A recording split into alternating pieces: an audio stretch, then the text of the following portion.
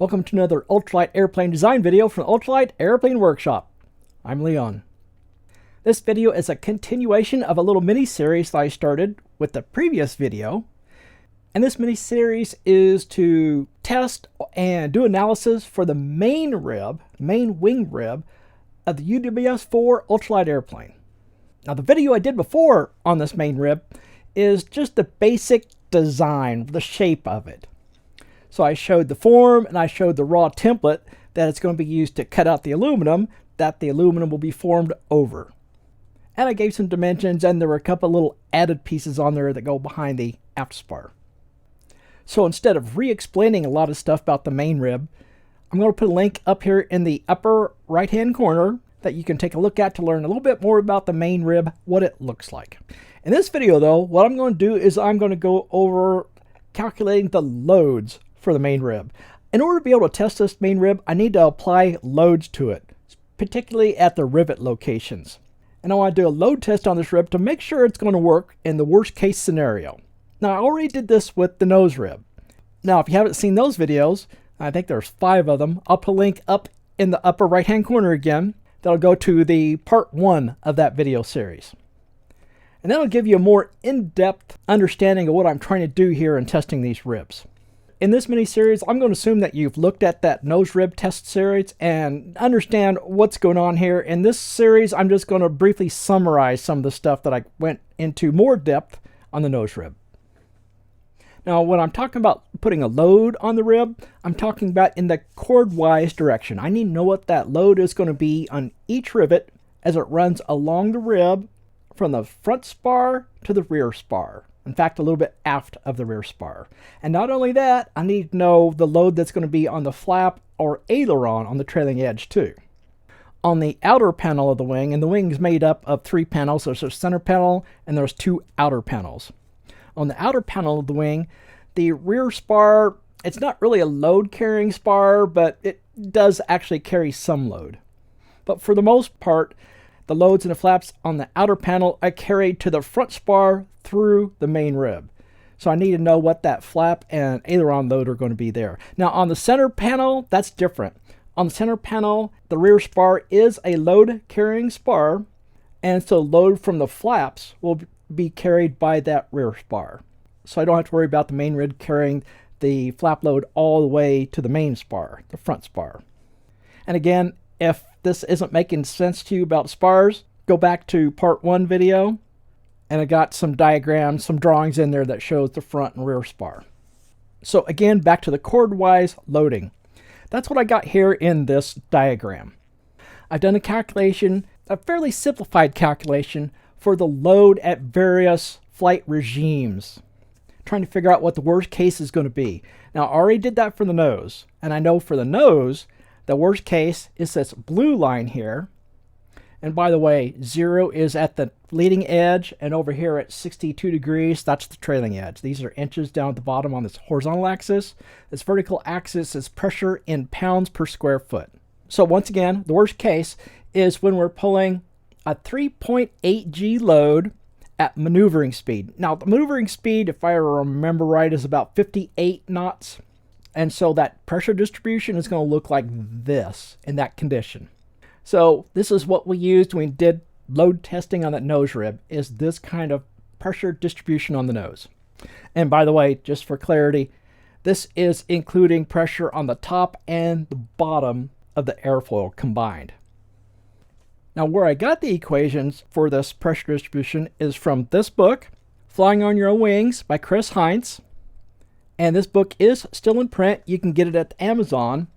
Now I've got a link down into the description of this video that'll take you to a Ultralight Airplane Workshop webpage with a list of books that I like to use, that I actually use, that are on my shelf behind me. And if you want to buy any of those books, particularly this one, Flying on Your Own Wings, you can click on the link there on that page. It'll take you to Amazon using an associates link. So if you buy any books using those links, the Ultralight Airplane Workshop will get a small cut of the proceeds, like a tiny cut, but a little bit. So feel free to use those links. If you happen to already have the book, or you get it shortly and you want to look up the equation here for getting this pressure distribution, it's on page 138. And then I used a spreadsheet to do the calculations to get these graphs. Now, I'm not going to go into a whole lot of detail about how I did. In fact, I'm probably not going to go into any detail about how I did the spreadsheets to do these calculations to get these graphs. I've gone over it quite a bit in previous videos, and I talked about it, like I said, in the nose rib series I did. But just to kind of show you what various cases I did, let's go over it real quick. So I already talked about the first one, which is the one I used for the nose rib, which is pulling 3.8 Gs at the maneuvering speed, which is about 58 knots. Now I tested a couple others too. For example, 1 G at the cruising speed, which you wouldn't expect that to be worst case, but I wanted a comparison. It's kind of a sanity check to make sure that all the others look right. And that's this dotted, long dot, orange line here, kind of orangish red. And let me skip over this next one, the green one. And let's go down to the short dot, kind of a reddish purple line. That is 3.8 Gs at the dive speed. So that's this one here. So you can see there's a lot more pressure here. In fact, it kind of approaches the 3.8 G at maneuvering speed, which is kind of what you'd expect. Now, the reason it isn't higher is that I'm not going to have as high of an angle of attack, so it doesn't move the lift as far forward as the maneuvering speed does. And then this solid kind of yellowish line down here, this is at the flap maximum deployed speed. So what's the maximum speed I can fly the ultralight and have the flaps still fully deployed? That speed is V sub F. That's at 2 Gs, if I remember correctly. And so that's this line down here. So it's below almost all these other lines, so it's not a factor. Now the next one that actually does make a difference, you can see this solid wide green line here. It actually goes above the blue line for a lot of the distance here. Now, just so you'll know, the main spar is about 19 inches, so that's right in here. And the rear spar is at about 70% of the chord. So that's about right in here, about 40, maybe it's 42, I forget now. So that's the rear spar. Now, where this little corner is, that's where the gap is, or roughly where the hinge is for the flaps and the ailerons. And that's at 75% of the chord. Now, that condition here, this big fat green line, that is at a load of 2/3 of N1. Now, N1 is our 3.8 Gs. So basically 2/3 of 3.8 Gs at the dive speed with the ailerons at 1/3 of their full deflection. Now, full deflection is 25 degrees. So 1/3 of that, a little over 8 degrees. And I'm doing it at the mid location on the aileron. Out there fairly close to the tip, not all the way out, 4 feet from the tip. So that is the maximum load that that rib's going to see back here in the main spar area and the aileron area. Now, this is all nice, kind of showing you relative numbers. Let's get some absolute numbers. Okay, so let's start with the 3.8 G at the maneuvering speed first. So I've calculated the total load on the aileron, so that's this line here. So that's 6.3 pounds load. And that's per rib, assuming the ribs are a little bit over 14 inches apart. The main rib has 38 pounds, almost 37 pounds, and that's per rib. And remember, this is at, I didn't mention it before, but this is at the root, where we're doing it here for the 3.8 Gs at maneuvering speed. And then the nose rib has 87 pounds. And that should be a familiar number from when I did the nose testing. In fact, it changed a little bit because I increased the gross weight of the airplane. So that total rib from leading edge to trailing edge up there near the root carries 130, almost 33 pounds. So right there at the root, that is 133 pounds that rib has to carry, that entire rib. Okay, so that's one condition. Now let's go to the other condition. So we're going out to the middle part of the aileron at 2/3 of our 3.8 Gs at our dive speed with the aileron deflected. Oh, I didn't mention that. The aileron's deflected down about 8 degrees. So let's go do that one. That one is out here. That is this condition here. Just so that you can see, let me go all the way up to the top.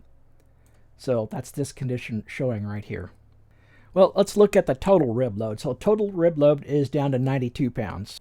So that first situation we looked at was 133 pounds for the total rib. So we're down to 92 pounds now. So the nose rib is certainly a lot less at 25 pounds. Now remember, this is rib to rib, which is a little over 14 inches. The main rib, though, has gone way up. Now we're up to 50 pounds.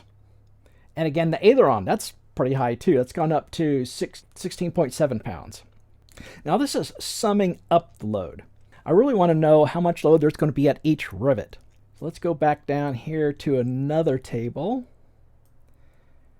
So that's going to be this one here. Now, if you've seen previous videos, this should kind of start looking familiar. So over here on the left, it's going to be rivet numbers, and I've started rivet numbering at the main spar.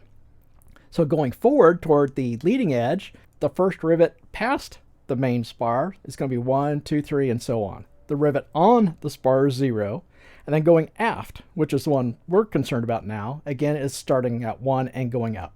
So this column here is the location of the rivet from the leading edge. So it's X location. So you can see the very first rivet up here at the leading edge is at 0.44 inches. So we have the same thing here. So you can see the rivet on the main spar is at 19 1/3 inches from the leading edge. So that corresponds correctly to the spar being about 19 inches. And then this column right here is the distance between rivets. So it kind of gives you an idea of what's going on with rivet spacing. So you can see up here on the nose, it was basically 2 inches. Now, you can see that it's getting less as you get up to the nose. And that's just because the X distance is decreasing as the curvature starts to curve over. So the distance between the rivets is still 2 inches.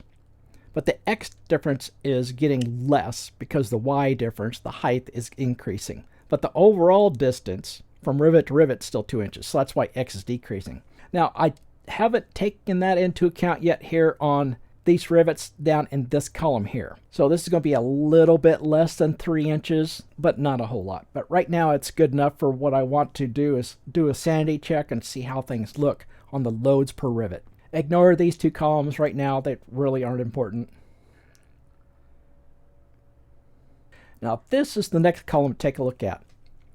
This blue column corresponds to the blue line that we saw in our chart. So this is the 3.8 G at maneuvering speed. This red column, which I need to change the color of it to green. That curve used to be red, which is why I did red here in this column. But this is the green line down in that chart we just looked at. So this is at the 2/3 of 3.8 G at the dive speed with 8 degrees deflection on the aileron. So that's going to be the load over here per rivet. And I don't know if you'll remember or not, but I wanted to keep loads on the rivet less than probably about 12 pounds of force. And that's to keep the rivet from deforming the rivet hole and pulling too hard on the rivet hole. Because I started getting that up around, I think it was around 20 pounds of pull force on a rivet. It was starting to deform the rivet hole. So with this 50% safety factor, if I have 12-pound load, so that'd be an extra 6 pounds, about 18 pounds, I don't want to go over that. That'll keep me below that 20-pound threshold where it starts deforming the rivet hole. So as you can see over here on the nose, we got up to just a little bit over 11.4. So that's the maximum. I really don't want any more than that on any of the rivets. And that's what this column here is. It takes the maximum of either the 3.8 G condition or the dive speed at 2/3 of 3.8 G condition. So I just take the maximum. That'll tell me the maximum load that any rivet will have. So we come on down here, and you can tell that with the wider spacing, a 3-inch spacing, the maximum load I'm getting is 7 pounds right here on this rivet. At the moment, I think that'll work. So this area right here from the front spar to the rear spar, actually a little bit farther to the rear hinge gap, that's all main rib load. And then past the hinge gap, that's the control surface load. And that's pretty low down here too. Now these are for rivets on the top side of the airfoil. I have the same sort of thing for the bottom side of the airfoil. And that's over here in this area. I haven't set those up yet. Still need to do that. I've gotten close. I still haven't done the aileron part of it. I did the main rib part of it. Most of that. Yeah, I did most of the main rib part. I still need to do the aileron part of it. And also, as I said, these rivet locations aren't precise yet. I need to go back into my CAD drawings and figure out the 3-inch spacing between the rivets, the diagonal spacing, to get the actual X spacing. And I need to put that X spacing here into my chart. But that won't essentially change the values I'm seeing. They'll change them just slightly, but overall, they'll be about the same. Once I have this spreadsheet nailed down and I know the exact locations of the rivets, then what I can do is I'll make a Whipple tree. And I also made a video of making the Whipple tree, do the calculations for it when I did the nose rib testing. And I'll put a link to that video up here in the right-hand corner. Well, that's pretty much it for this video. I wanted to quickly do a summary of how I'm going to calculate the loads for each rivet. I did it much more detailed before, but I thought it'd probably be useful to have a video to kind of go over it again. Particularly since we moved to the main rib. The main rib uses a different load distribution than we did for the nose rib. And then let me give you some quick updates on what else is going on here. I'm still working on the hydroforming table. That's active and ongoing. I'm going to be doing a whole lot of welding here within the next couple days. I'm still thinking roughly 2 weeks it'll be till I get at least half the table done. With half the table done, I can go ahead and work on the nose rib. That gives me enough table space to do that. I can't do the main rib until I do the other half of the table and put it all together. And we still need to do the other testing on the nose rib, which is testing it in the negative 1.5 Gs. Now, if I run into issues with my hydroforming table and it's going to take too long, I'll just go back and either hand form or again use my old method of hydroforming, which is very slow and tedious, but it worked pretty well. I'll use the old method of hydroforming the nose rib. Although I have already ordered the larger rubber that I need for the half hydroforming table that I'm going to have. So I could possibly just make some bigger wooden plates to press against and use my old hydraulic press. It's something to think about. So if I run into time constraints or it's just taking too long to the next video, I'll just go ahead and try that. Okay guys, thanks for watching. Until next time.